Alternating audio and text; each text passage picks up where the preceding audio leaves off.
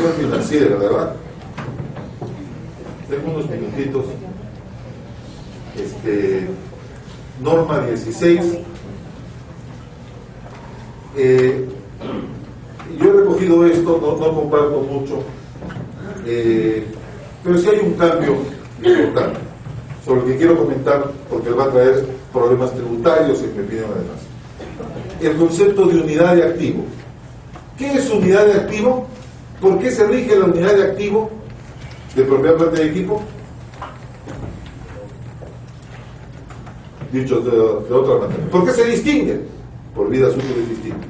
Entonces, me compro un camión cuyo motor sirve para 300.000 kilómetros, que lo recorro en año y medio, pero el camión, el chasis, la suspensión, estas cosas demoran 5 años, dura 5 años o 10. Dice la norma 16. La unidad de activo ahí debe distinguir ese motor del otro. Oye, un momentito, y eso es lo que me obliga con la NIFU, no dicho sepas. Oye, un momentito, quiere decir que cuando compro un camión tengo que pedirle al vendedor que me separe el precio del motor y el precio de los demás. No te preocupes, pues no te lo va a dar. Tú haz tu estimación. ¿Sí? Y claro, de precio de manera estimada. Mi motor en 3 años y el chasis en 10. Así lo hago yo. Y yo decido. Usted me está tomando muchas fotos. Y yo decido. Para que no se duerma usted, doctor.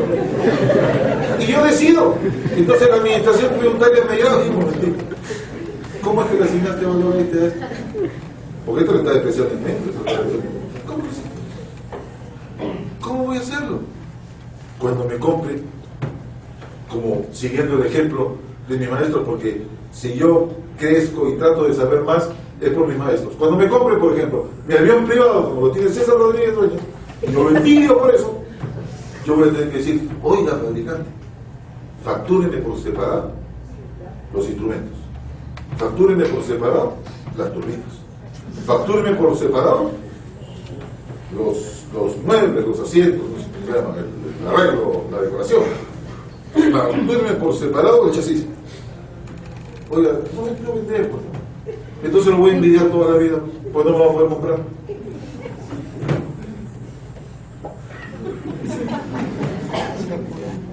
Estuve en Colombia en un proyecto mirando a las empresas públicas. Las empresas públicas ya son grandes, tenemos varias en Perú. Tenemos varias empresas públicas, son en realidad empresas públicas. Las personas, las instituciones tienen acciones y se están expandiendo por toda América. Qué bárbaro. Alguien investigará su estilo gerencial y lo documentará. Pero y han adoptado por primera vez las NIF, empresas grandes, listadas inclusive vía ADRs 1 o 2 en la Bolsa de Nueva York. Esto es público, por tanto puedo decir, Interconexión Eléctrica, que tiene nuestras redes de transmisión aquí en el país, Ecopetrol, competidor del doctor Llosa, se me olvida, esos son los dos principales. ¿Y por qué ustedes ya aplicaron NIF 16? ¿Y por qué han hecho una tasación a propósito de la NIF 1? Para descomponer los componentes principales. O sea, se han gastado en un inventario físico de activo fijo, muebles, maquinaria y equipo, como se llama, ya no hay activo fijo, porque en este caso no voy a ver alguien de la zona de aquí, activo fijo no existe, por si acaso. Sí, ahora ya no sé, ni cuando uno dice yo tengo tantos años trabajando aquí que ya parezco el activo fijo, no se usa. Tengo tantos años, yo tengo que decir, tengo tantos años trabajando para él que ya soy parte del activo inmovilizado. Ese es el término. Y se han gastado una barbaridad de dinero para hacer esa tasación. Pero ¿y por qué lo consideran necesario? No, es que yo quiero cumplir con las normas. O sea, por cumplir con las normas. Hay proyectos de 12, 14, 20 millones de dólares para implementar normas. Lo que supone también su cambio de su sistema SAP y todo eso. Entonces, ¿cómo no? Me llegaron esas consultorías a mí, digo yo. ¿No? Eso se ha gastado. Oye, ¿y para qué tasaste? ¿Cómo te gustó la tasación? Ah, me gustó 5 millones de dólares. ¿Y cómo justificas ese gasto frente a tu directorio, frente a tu gerencia? No, es que les expliqué la importancia de cumplir con la ley.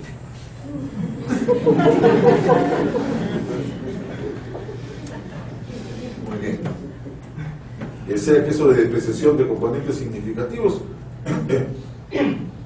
todo el tiempo, todas las características cualitativas se someten a la regla mágica del costo-beneficio. Algo conceptual. NIC 23 antes podía activar o llevar al gasto cuando el costo financiero se eliminaba en un pasivo relacionado con lo que había clasificado como un activo calificado. Un activo calificado es aquel cuya fabricación o producción o construcción toma un tiempo considerable y que no supone producción repetida, por si acaso. Ese es el agregado de la norma 23. Por ejemplo, el whisky etiqueta azul, que volverá a tomar don Guillermo en los siguientes 5 años. Ese whisky, no obstante que está 18 años, no es activo calificado. Si me construye una planta, sin duda, eso es un activo calificado. Uso financiamiento y lo llevo hasta que esté en condiciones de ser usado. Ahí tenemos una diferencia que seguramente analizará don César respecto de la capitalización de costos financieros. Ahí tenemos una problemita. Dicho sea de paso, para llevarlos a lo que vendrá después de que el liquidez me dé una oportunidad más para resarcirme. Pronto hablaremos en el Perú de la NIF Pymes. Una sola NIF de 35 secciones. Pronto hablaremos. Algún día el Consejo Normativo va a decir, a ver, discutamos, bla, bla, bla, bla, oficializar. ¿Sí? Y es una norma chiquita, es de 275 páginas. ¿Sí? Esto que ahora que está en 2 tomos, el primer tomo, nos ponen unas hojitas de notas, ¿no? El primer tomo es de 1178, que no se puede entender completo si no se lee el otro, lo que nos va a llevar a 2800 páginas más o menos. Entonces, ¿por qué me he acordado de la NIF primero? Porque dice, vamos a simplificar el tratamiento para NIF. Y aquí se va a aprobar NIF, ya van a ver ustedes, se va a oficializar NIF para la mayoría de entidades que operan en este país, ya van a ver. ¿Y cómo es el costo financiero de la NIF PYME? Muy complicado para ti activarlo cuando se relaciona con un activo calificado. Para la NIF PYME gasto. Muy complicado para ti NIF PYME revaluar, te cuesta mucho. Entonces yo te prohíbo revaluar.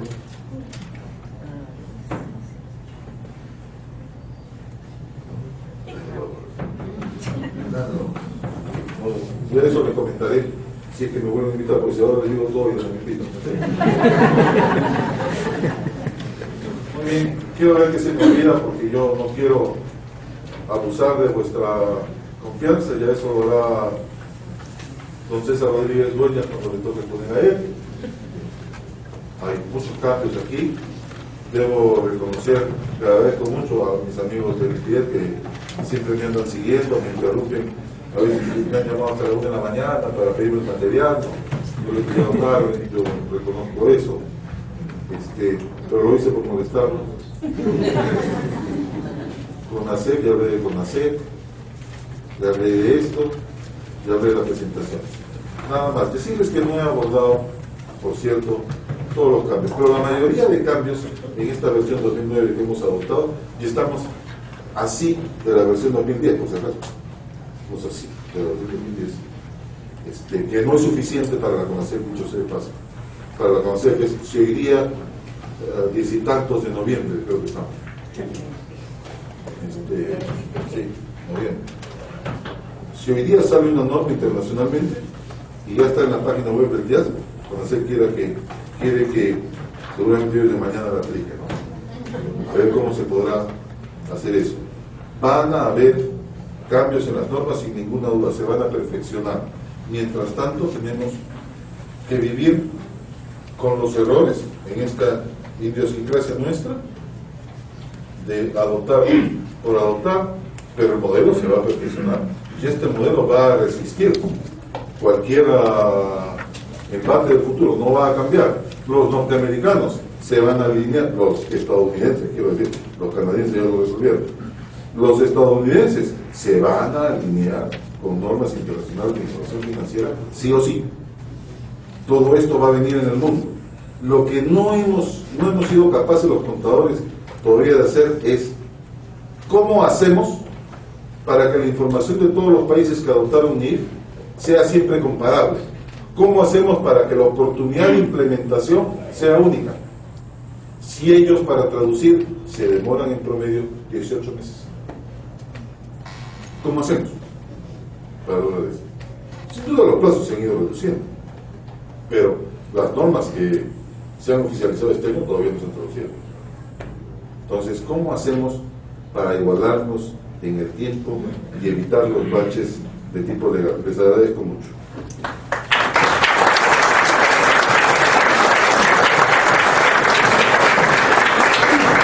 Gracias, Alfredo.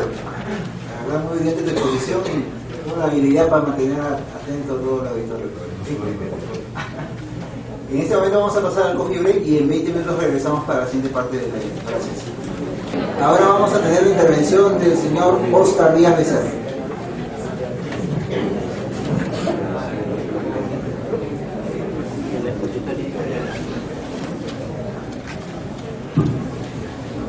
Muchas gracias, Carlos.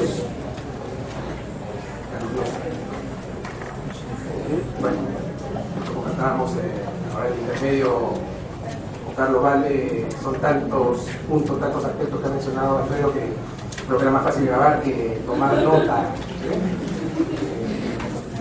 Quiero hacer solamente mención a algunos aspectos que considero muy relevantes. Toda la exposición de Alfredo definitivamente ha sido relevante, pero en cuanto al punto de partida, ¿no? En el aspecto de un público donde aparentemente casi todos están orientados al área tributaria, obviamente un evento organizado por el IPIE, la Universidad Católica, pero la participación creo que es más de un público orientado a la parte de la contabilidad financiera que propiamente la parte tributaria. Y ese es el primer punto, ¿no? Porque justo Alfredo mencionó que el tema acá de relevancia era el tema de las NIF en el aspecto de los efectos contables, ¿no? Y que me parece adecuado justamente transmitir esa parte, pero ahí viene el problema, ¿y qué es lo que hacemos realmente en la práctica? ¿Sí? O sea, si hacemos una pequeña encuesta entre todos los presentes y vemos, no por el hecho de que la parte tributaria no tenga importancia, porque efectivamente la tiene y la norma tributaria hay que cumplirla, ¿sí? Pero ¿a qué le estamos dando preferencia? ¿A la parte de la norma financiera, a la parte de las NIF o las normas tributarias para efecto de preparar y presentar la información financiera? ¿Sí? Hace unos años en un conversatorio con el profesor Luis Durán, me acuerdo que se salió a luz justamente el tema de, por ejemplo, el tema de la depreciación. Incluso hace unas 2 o 3 semanas en un conversatorio Carlos Vale también volvió a mencionar eso, dice, ¿hasta cuándo vamos a seguir depreciando los activos fijos, perdón, los activos inmovilizados? ¿Hasta cuándo vamos a seguir depreciando los activos inmovilizados en base a tasas tributarias? O sea, ¿cuándo realmente vamos a hacer la estimación de la vida útil de un activo fijo de acuerdo a lo que establece la norma contable, ¿no? Claro, el tema de, por ejemplo, el ejemplo que plantea, o que ha mencionado acá Alfredo, en Colombia, cuando se ha invertido una cantidad significativa para el efecto de implementar normas. Quizás la barrera también que encontramos acá por parte de la gerencia, los responsables en la organización, de invertir para efecto de poder hacer, por ejemplo, una estimación de la vida útil de un activo de este tipo. ¿Sí? O de repente el facilitismo, por así mencionarlo, de algunos profesionales, no, o sea, voy a tener problemas tributarios. Si yo aplico tasas distintas a las tributarias, voy a tener problemas, ¿no? Voy a tener problemas con la SUNAT y esto va a generar de repente una implicancia significativa dentro de los resultados de la empresa y quizás mi continuidad en la misma, ¿no? Eso es solamente por mencionar un ejemplo, porque realmente hay varios aspectos dentro de las normas que caen dentro de este espectro, ¿cierto? Cuando salió la resolución de CONACET respecto a la adopción plena de las NIF,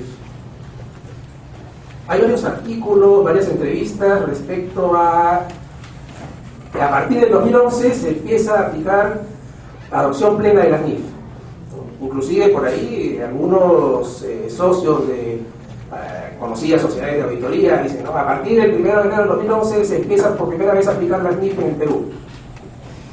O sea, a partir del 1 de enero del 2011 se empieza a aplicar por primera vez. Entonces, ¿qué hemos estado haciendo? Como bien ha dicho también Alfredo, desde el año 94, entre que el Consejo Normativo oficializa por primera vez la adopción de las normas, y ya previamente cuando la Comisión Contable le dio un valor de recomendación de aplicación para la declaración de información financiera, ¿no? 3 congresos de contadores públicos, ¿no?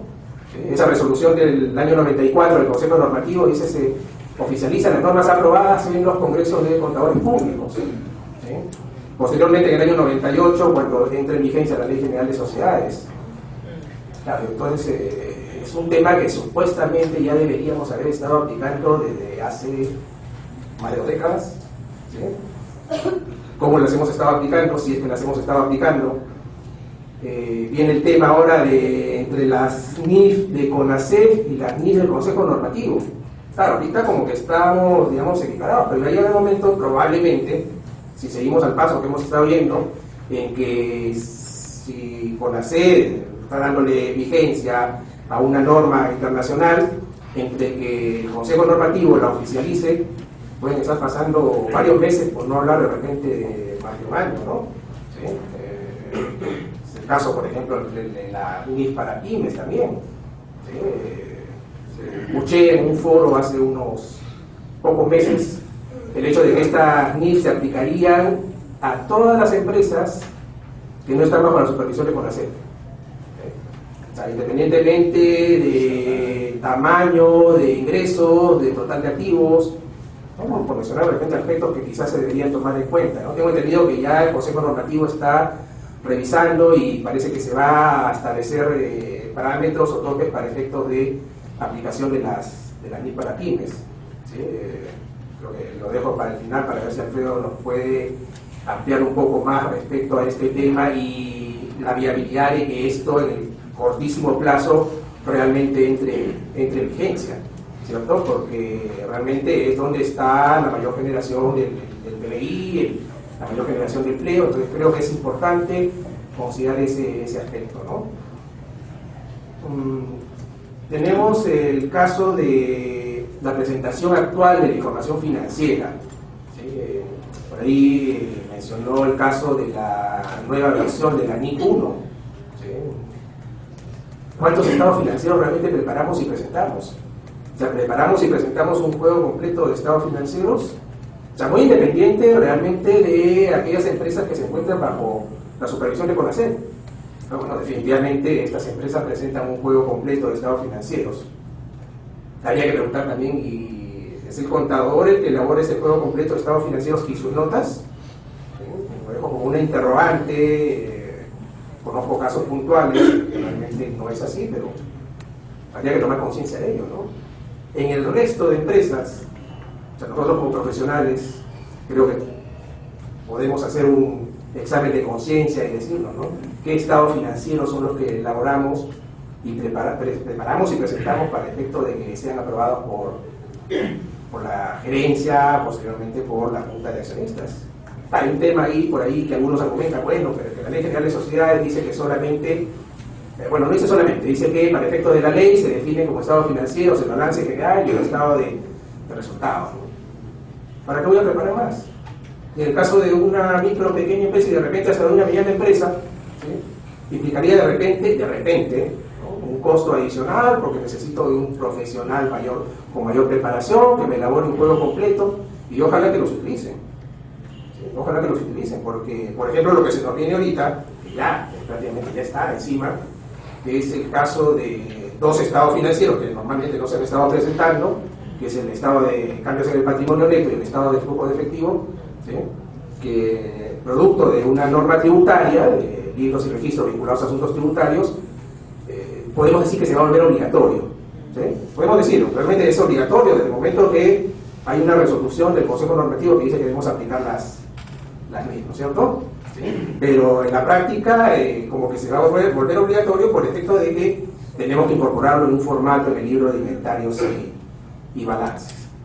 O sea, realmente hay un tema ahí en la parte, entre la parte tributaria y la parte normativa contable que genera una serie de complejidades y de dudas para el profesional contable, ¿no?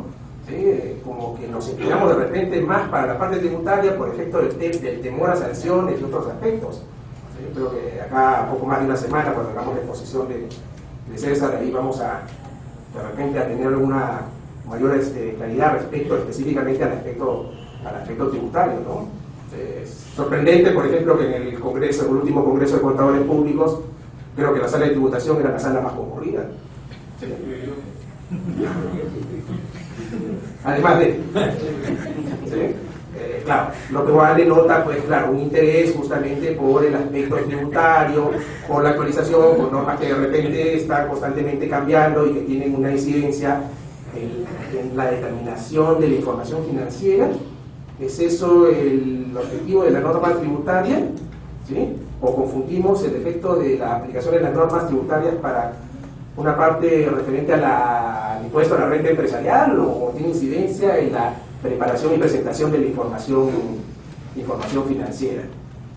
Porque si hay esa disyuntiva, entonces creo que estaríamos de más haciendo un conversatorio respecto a NIF. Creo que estaría de más respecto al hecho de que se oficialicen estas normas para tomarlas como un modelo en la preparación de la información financiera. ¿Sí? O sea, definitivamente tenemos que tomar conciencia de que la información debe prepararse en base a este modelo, que es el que, nos guste o no nos guste, es el que está vigente en nuestro país. ¿Sí? He visto, ya se lo dijeron anteriormente a Alfredo, he visto cómo ha evolucionado incluso él en el pensamiento en cuanto a la aplicación de la norma, ¿no? Antes las defendía con mayor vehemencia y caramba, todo cambia. Definitivamente, ¿no? Es así. Es así, ¿no? ¿Sí? Creo que ese es un mejor ejemplo de lo que nos está demostrando en este primer conversatorio. Caramba, o sea, las normas en su momento de repente tenían una determinada incidencia, aplicación, han ido evolucionando, no para bien aparentemente, por las cosas que hemos mencionado. Hay algunos aspectos que realmente ameritan alguna revisión. Claro, están hechas también para otra realidad. ¿Sí? Hay normas que de repente ni se apliquen acá en ningún tipo de empresas. O sea, hay varios aspectos realmente hay que revisar y discutir, ¿no? Creo que estos espacios justamente son los que van a generar o retroalimentar, al menos en nuestro medio, este tipo de situaciones. ¿Sí? El tema de falta de revelación, como ya mencioné, el tema de presentar estados financieros incompletos, el tema de la alta incidencia tributaria dentro de la preparación de la información financiera, el tema de la falta de capacitación, ¿no? Preparación continua de los profesionales, ¿cierto? O sea, eso es muy fundamental. ¿Sí? Luego también lo mencionamos, o sea, definitivamente, caramba, o sea, para nosotros es un gusto que este evento que se organizó hace aproximadamente un mes, una conjunta con el IPE, a poco más de una semana hayamos tenido que cortar las vacantes porque sobrepasó realmente la demanda que esperábamos, ¿no? Sí, una capacidad de 180 personas y realmente hubieron más de 300 prescritas hasta cuando tuvimos que cortar. ¿Sí? Claro, eso demuestra que hay un interés realmente por estar capacitándose constantemente, ¿no? Alfredo mencionó que por ahí que es docente de la Universidad Católica, hace tiempo que no dicta, que Nicolás le quitó el curso, te cuento que ya no va a la universidad, ¿no? Como dijiste, pregunta a ver dónde está yendo, pero las puertas están abiertas para seguir dictando en tu alma mater, ¿sí? Es más, ya te comprometemos para que el próximo evento sea sobre la nueva NIC 1, ¿sí? Porque ahorita, ¿qué vamos a hacer? O sea, estamos a puertas de la aplicación de unos cambios en normatividad contable, pero yo diría, ¿a puertas de cambios en normatividad contable o a puertas de empezar a aplicar las normas por primera vez? O sea, ¿cuántas empresas realmente están aplicando las NIF? Entonces, ahí tenemos que separar realmente. O sea, ¿quiénes van a empezar a aplicar recién la NIF? A pesar de que legalmente se ha debido hacer desde hace ya muchos años. Y bueno, aquellas que sí las han estado aplicando, viene el tema de adecuarse a los cambios, ¿sí? Así que Alfredo está comprometido para una serie de eventos posteriores, ¿sí? Y bueno, básicamente eso es todo. Esos son los aspectos que quería ahí. Había anotado otras cosas, pero por la limitación del tiempo, ¿sí? Entonces la palabra para que continúe Carlos Valle, ¿sí? Muchas gracias.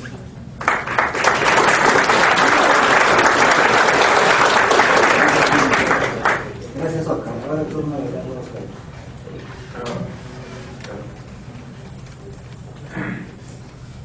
Sí, bueno, realmente para mí ha sido un banquete contable estar acá con todas las apreciaciones de Alfredo, y realmente hay bastante que comentar en un tiempo muy corto.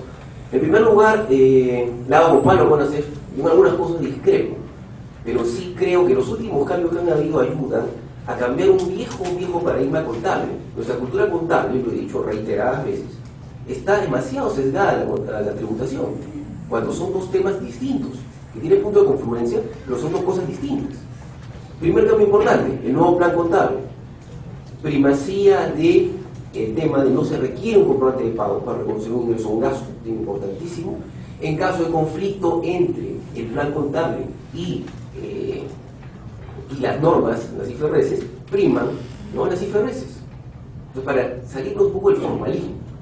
Otro tema más es el enfoque full IFRS. Sí tenemos riesgos, y los ha mencionado muy bien Alfredo. Me parece que el asunto va precisamente porque vamos a perder, de alguna manera, como cuando un Estado renuncia a la potestad de emitir moneda. Lo mismo va a pasar acá. La potestad de tener una especie de filtro antes de que la norma entre en vigencia plenamente, si no la analizamos a nuestra realidad, sí es un peligro. Porque como bien señala Alfredo, hay conflictos. Yo hace poco, viendo algunos casos de la vida real, me he encontrado que en la misma fundamentación de motivos de la NIF 2, pagos basados en acciones, señala que su modelo tiene conflictos con lo que dice la NIF 32 respecto a instrumentos compuestos. O si vamos a la NIF 1, ahí también podemos ver que el concepto de ingreso o de gasto del marco conceptual no hace necesariamente matching con el concepto de lo que muestra un estado de análisis y pérdidas y lo que sería un resultado integral. Entonces, ahí tenemos varios temas. Sin también pasar a explicar lo que van a entender ahora los analistas de estados financieros. Y con lo que dice Alfredo, de que cada vez, ahora, no me importan más que los suministradores, creo que dijo, ¿no?, el capital, no accionistas o proveedores. Bueno, la cosa es más seria. Y yo digo, hay mucho interés en los bancos que analizan estados financieros de entender qué cosa quieren decir los estados financieros. Otro tema importantísimo es el cambio, justamente lo que me mencionaba sobre todo Oscar, lo dije en un evento pasado, es lo del cambio de calcular las depreciaciones bajo criterios técnicos. Ese es quizás en la mayoría de empresas que van a adoptar un full IFRS el mayor impacto. Y la administración quizás se dé cuenta de que debió de aprovechar más llevar técnicamente, porque ¿cuántas compañías hoy por hoy tienen, y lean la nota de los estados financieros, al menos las que conozco que son públicas, tienen activos totalmente depreciados que siguen en uso? Una gran cantidad de compañías. ¿Y eso qué representaba? Es deducido antes de tiempo respecto al plazo en el cual realmente he generado renta. Entonces es un tema también importante. Otra cosa más, y le quería preguntar a Alfredo, son dos cosas que redunden. Con este nuevo libro que ya me lo compraron en la oficina, lo estaba hojeando, he visto con un poco de preocupación, con respecto a la versión que tengo no está completa, que no está el marco conceptual. No sé por qué. Supongo que será algún cambio, que Alfredo lo conoce mejor que yo. Y el otro tema es profundizar un poquito más de esto de que Elías había dicho que la participación de los trabajadores no está dentro del alcance de la NIF 12. Como ese tema, como la revaluación de terrenos también, de alguna interpretación absolutamente legalista en ciertos casos, hay una exposición de fotografías señalan que la revaluación de terrenos no genera impuesto a la renta diferida, posiciones encontradas en el mercado. Entonces, ese es un tema. Bueno, quería poquito, referirme un poquito más en este banquete contable, una explicación sobre sus opiniones sobre esta exclusión de la participación de los trabajadores en la NIF 12. Finalmente, este asunto de entrar en el enfoque full IFRS va a representar, como bien lo han dicho, una gran cantidad de gastos para las empresas. ya estamos trabajando, o como auditores tenemos bastante trabajo en esto, y compañías asesorándolas ahorita a aplicar Fully FRS. Y eso va a implicar un compromiso. Lo primero que estamos haciendo es reunir a las gerencias de todas las compañías, porque esto no solamente va a afectar al contador, a la gerencia financiera, va a afectar a sistemas, va a afectar a la logística, va a afectar a la gerencia general. Entonces, todo eso se tiene que analizar, ¿no? Y bueno, otro peligro también, un tema importantísimo, es la NIS 39. Ojo con esa norma. Tiene muchos cambios que no se han ido aplicando en el tiempo. Me preocupa el tema de los instrumentos compuestos, que son una parte pasiva y una parte patrimonio. Me preocupa el tema de lo que son derivados implícitos, que están en los contratos y no están ahí visibles. Hay que revisar la norma bajo un concepto de análisis, ¿no? Y ya para acabar, un pedido precisamente, lo que mencionaba también Alfredo. Tenemos una metodología de análisis muy pobre en la contabilidad, absolutamente pegada a lo que es una interpretación literal de las normas. Hay un grave problema que tenemos. Hay una idea general que nuestra profesión solamente es plan de cuentas y temas tributarios. No hay en la mayoría de facultades, corríjame si estoy equivocado, cursos que hablen de estudio de las doctrinas contables. Y hay una serie de autores muy importantes que han ido opinando en el tiempo y necesitamos tener doctrinas. Eso es básico, ¿no? Bueno, eso es todo. Nos vemos con Alfredo, realmente es para seguirlo escuchando. Gracias.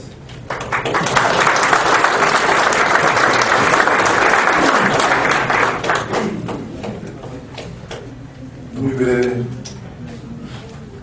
Se lo dejo a mis colegas. ¿Por qué antes defendía con vehemencia a aquí y ahora no? Cuando uno se casa, para que el matrimonio funcione, no puede haber efectos iniciales. Los efectos aparecen después.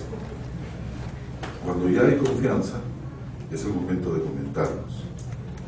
Pero nosotros tenemos que ser capaces de resolver por nosotros mismos las deficiencias, si las hubiera, en las normas. Cuando hubo la primera conferencia Crecer en México, la que organiza el Banco Mundial, el BID, el GASB, IFAC, etc. Yo presenté una conferencia sobre controversias y contradicciones de la NIR. Fue suficiente para que antes de terminar, un chismoso y una chismosa de la sala fueran corriendo y trajeran a Jan Armstrong, un irlandés, que me encontró la puerta y me dijo: sé que has estado hablando mal de nuestras normas. Y yo le dije: si no somos capaces de discutirlo entre nosotros, no resultará. Me acabo de dar cuenta, la verdad, que no es el marco conceptual. Sin embargo, he leído rápidamente, y eso por un tema muy claro, para no hacerlo tan gordo, para no asustarnos en la lectura. El marco conceptual sigue vigente, está mencionado aquí, dice que está publicado, pero en efecto no está. La tributación versus la contabilidad financiera se demuestra no solamente en el ejercicio profesional, sino en un estudio que he comentado, recordarás, Carlos, sobre mejora de la educación en Centroamérica, en el que tuve oportunidad de participar, que la currícula universitaria está orientada hacia la tributación. El profesor enseña depreciación con tasas tributarias, por ejemplo. Entonces, no es solamente un tema del ejercicio profesional, sino es un tema de una mentalidad que tenemos que cambiar en todo sentido. Hay algunas otras cosas aquí, pero entiendo que vamos a tener alguna sesión de preguntas, ¿no, Carlos? Se les ha entregado unos papeles para que puedan formular sus preguntas, si van a hacerlo en forma verbal. En este momento vamos a hacer la palabra más bien a César Rodríguez Núñez, que quería hacer un comentario sobre el tema societario y la norma de conocer, ¿cierto? Sí, claro, gracias. Como sé que el tema contable puro lo va a tratar con más profundidad ahora, preguntándole a Alfredo, no quería estar por el lado del tema societario, de repente pasa a un segundo plano. creo que la norma de CONACYT se cae sola y no va a ser aplicable en el Perú. ¿Por qué? ¿Cuál es mi base? El artículo 2023 del Reglamento de Sociedades establece que los estados financieros se preparan y presentan de conformidad con principios de igualdad de agentes estados. Esa es la regla del 2023, como la planteó Enrique Quique Rosa, que fue el autor de la parte contable, junto con algunos contadores públicos, ¿no?, que lo asesoraban en la materia. Como no está definido qué son los principios de igualdad de agentes estados, los mismos contadores no sabemos cuáles son, ¿no? Lo que hizo el Consejo Normativo de Contabilidad más un tiempo atrás, y tú has sido miembro del Consejo Asesor, se aprobó esa resolución y yo también. Se estableció en una resolución que esos principios de contabilidad de estos estados eran las normas internacionales de contabilidad oficializadas por el Consejo Normativo de Contabilidad. Y en ausencia de una norma oficializada, se utilizaban los US GAAP, ¿no? Así reza la resolución número XX, 014, ese es el número de interés.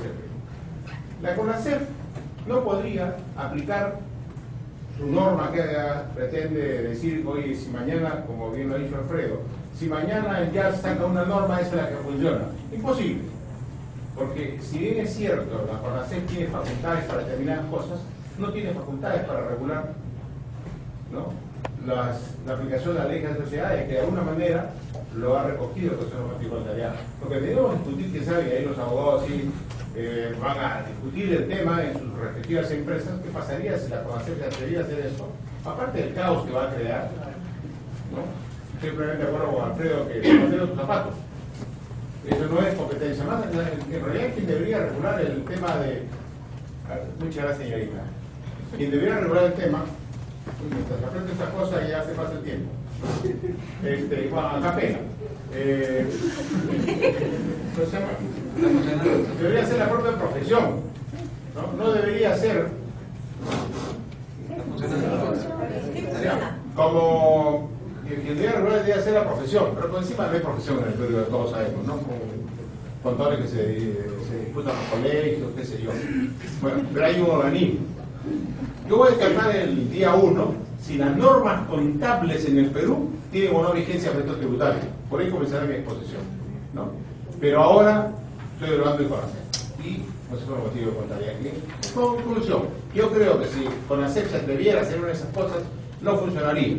Y posiblemente un gran número de abogados, Guillermo Ruiz Secada, Carlos Llos y cuantos abogados habrán que están contaminados por la contabilidad, posiblemente digan que esa norma no funciona, y por tanto, si un estado financiero se preparara bajo esa regla de IAS y que no estamos financiados en el Perú, esos estados financieros no son válidos para presentar y defender a quien quiere defender, al accionista mayoritario o al minoritario, ¿no es cierto? Habrá abogados que le paguen más, le paguen menos y veremos a quién defendemos. Pero aparte de eso, esos estados financieros no estarían preparados conforme lo dispone la ley de sociedades, porque hay una norma expresa, ¿cierto? Eso a mí me queda clarísimo. No soy abogado, no terminé de estudiar Derecho, pero creo que la lógica me dice que así debería ser. Mientras yo va revisando algunas preguntas que han llegado, Martín Villanueva quería hacer un comentario también, si le pueden alcanzar el micrófono, por favor. Yo voy y se me encargo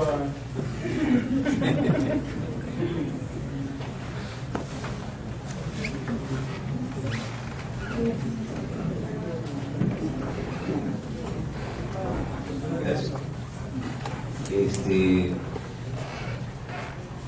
Bueno, creo que Alfredo ha hecho una serie de críticas que demuestran que precisamente no debemos olvidar que las normas internacionales de contabilidad y en general los principios contables son convencionalismos, o sea, son acuerdos. Si nosotros recordamos cómo se forman las normas, incluso cómo se forma una norma legal se forma producto de una discusión. En el Congreso se sufren presiones de distintos grupos de interés. Y probablemente lo mismo ocurre en el caso de las normas internacionales de contabilidad. Lo que me lleva a pensar, dado de que hay un debido proceso para la emisión de normas, para llegar a consensos, me hace recordar un poco lo que decía Marta Hildebrand en alguna reunión, me acuerdo que dice: oiga, jovencito, ¿usted sabe lo que es un camello? ¿Qué cosa es un camello? Es un caballo hecho por consenso. Entonces, probablemente las normas parece que no tuvieran ni pie ni cabeza, producto de esa búsqueda pues de consensos. En el fondo, lo que yo creo es que la contabilidad hace algún tiempo perdió la brújula, ¿no? Y todavía no encuentra su rumbo, porque los estados financieros, y es que a lo mejor estamos tratando de meter un cubo en un hueco circular, ¿no? Entonces, mientras se encuentra la cuadratura del círculo, vamos a pasar por todas estas cosas raras, ¿no? Porque definitivamente tratamos de que los estados financieros sean lo más completos posibles y revelen, la verdad que no sé qué es lo que tienen que revelar, porque las propias normas dicen los estados financieros que se usan para la toma de decisiones no son suficientes para quienes tomen las decisiones puedan tomarlas, ¿no es cierto? Y lo dicen las propias normas. Entonces, probablemente todavía falten mayores desarrollos y haya que separar. A lo mejor tendremos que tener estados financieros basados simplemente en el principio del costo para determinados fines y crear otros estados financieros, y a lo mejor habrá otra contabilidad, quién sabe. En el camino no hay que olvidar, me parece, rescato mucho lo que dijo Carlitos. Tú has sido mi alumno, ¿no, Carlos? Por eso es que igualito además. Y Carlitos dijo algo que yo quería decir justo cuando estaba interviniendo Alfredo. ¿Por qué nos hemos olvidado la doctrina? Antes, pobremente, porque circulaban 3 o 4 libros, creo, cuando yo estudié en la universidad, pero, por ejemplo, algunos de los temas que discutía Alfredo cuando estaba en el podio están escritos en Patton, están escritos en Kester, están escritos en Finney y Miller, y probablemente todavía hay otros autores que lo escriben y nos hemos olvidado de leer eso. No nos limitemos a las NICs. No es cierto que lo que no está en las NICs no existe. Existen muchas cosas más, y ¿saben qué? Las NICs nunca van a reemplazar algo fundamental, que creo que es lo que es el elemento más valioso del contador peruano: su criterio, su juicio profesional. Entonces, las NICs, no dejemos que las NICs nos mate el criterio. Solamente para terminar, lo que sí me da miedo de todo esto, y ya lo discutiré cuando César haga uso de la palabra, es qué miedo que la SUNAT también lee las NICs, ¿no?